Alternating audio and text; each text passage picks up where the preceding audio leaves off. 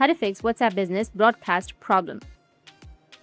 So if you want to fix your WhatsApp Business broadcast problem, then what you need to do is first, you need to check your saved contacts. Broadcast messages only works if the receiver has saved your number.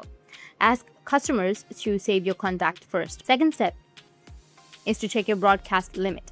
Open the broadcast list and make sure that you haven't exceeded the contact limit or selected invalid numbers. Step 3 is to check your internet connection. Switch between your Wi-Fi and your mobile data, then try sending the message again. Step 4 is to update the app. So go back and then open up your Play Store. On your Play Store, you need to go with search and search for WhatsApp. If you have any updates on your WhatsApp, just simply go and update it. Step 5 is clear app cache for Android. To do that, you need to open up your WhatsApp. Just search for WhatsApp and then tap and hold on to your WhatsApp application, tap on the app info. After that, go with storage and cache and go with clear cache. Once done, go with restart your device, and after restarting, the problem will be fixed. And if you have any questions, feel free to comment below. Thanks for watching.